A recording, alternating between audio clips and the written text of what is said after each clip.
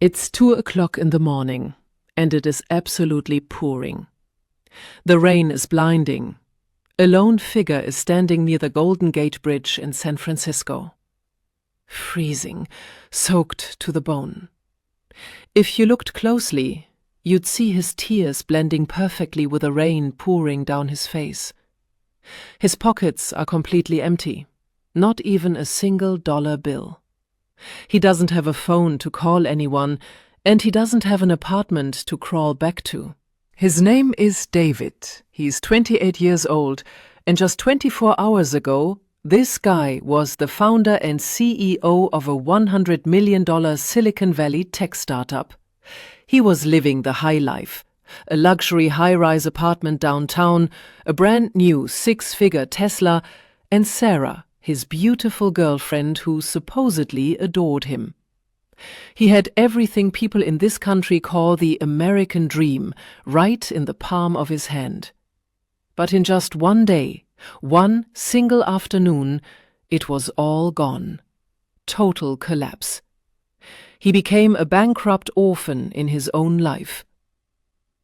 Do you want to know what happened? David's absolute best friend, the guy he trusted like a brother and made his co-founder, Mark, stabbed him in the back. Mark cut a backdoor deal with the very venture capitalists who funded the company. Using forged signatures and under-the-table agreements, they legally executed a hostile takeover. They forced David out of his own boardroom. They froze his company. They froze his bank accounts. And they legally seized every single asset he owned. Just yesterday, this guy was running an office of hundreds, signing million-dollar checks.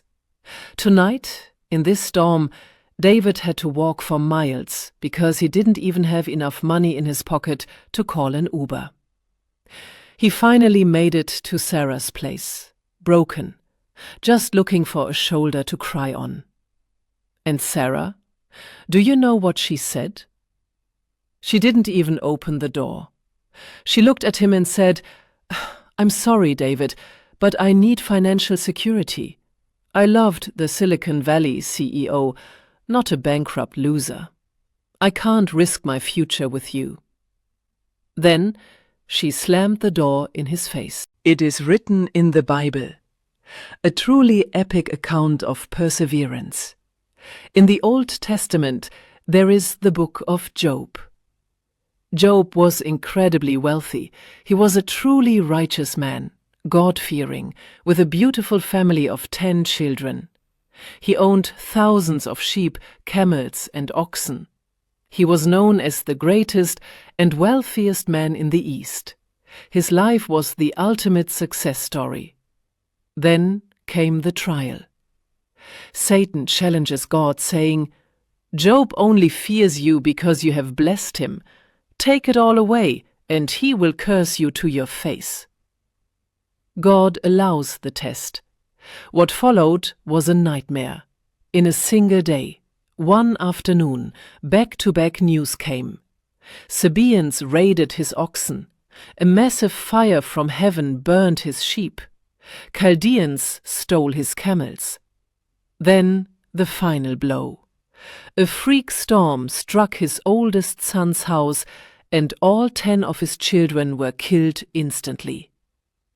In one afternoon, Job went from the top of the world to a penniless, childless orphan. Then came the physical suffering. Boils from head to toe. Sitting in the ash, scraping his skin with broken pottery. His wife?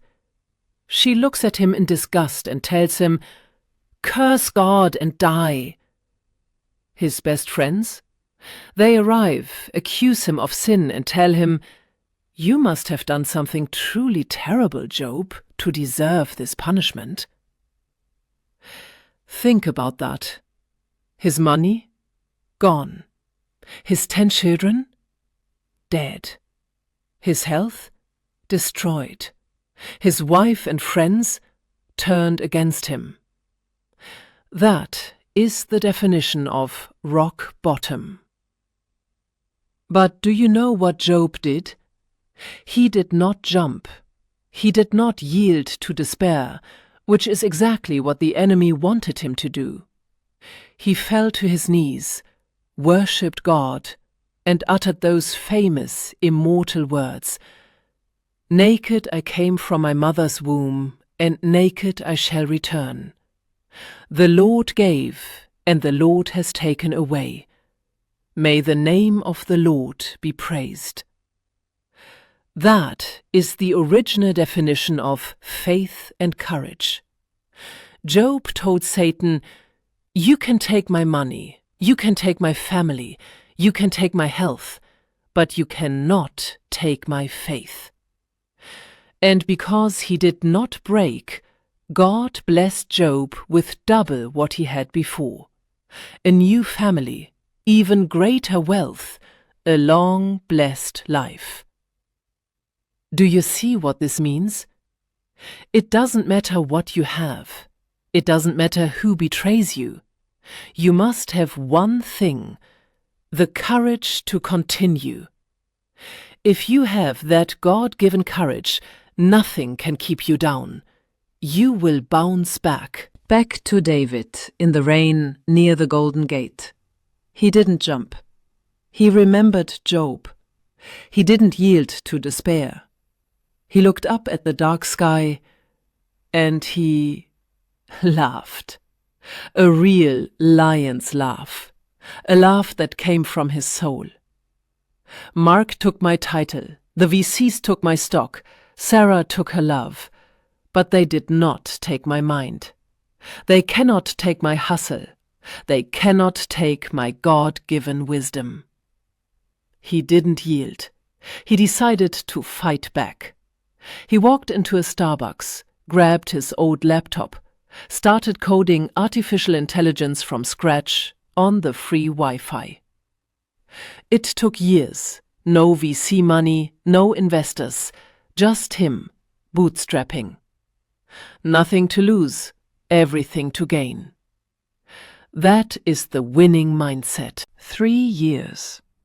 In those 3 years, that new AI company, it grew 10 times bigger than his first one. It became a unicorn. Now, what happened to Mark? The first company failed in a tech crash. Mark had the money, but he didn't have David's hustle. They went under. Mark had to file for Chapter 11 bankruptcy. The irony? The very VCs who fired David, they came back, begging him to buy them out. The old company he was fired from, David bought it for pennies on the dollar. And the ex-girlfriend Sarah? She's waiting in his new lobby right now, hoping for an interview for a mid-level job. The best revenge is massive, unstoppable success. This isn't just David's story. It's Steve Jobs' story. Fired from Apple, he didn't break. He returned, building Earth's most valuable company. Today, people break over minor inconveniences. Listen, Generation Z, you lost a job, not your life. Relying on comfort instead of character guarantees failure. Despair is for the defeated. While you possess breath, you possess purpose. The world will fail you. Friends or lovers may leave. Building your life on them ensures you break. But with inner courage and faith in God, nothing can stop you. Churchill said, "Success is not final. Failure is not fatal. It is the courage to continue that counts." In your storm, comment Amen below. Share this to help others. God bless you.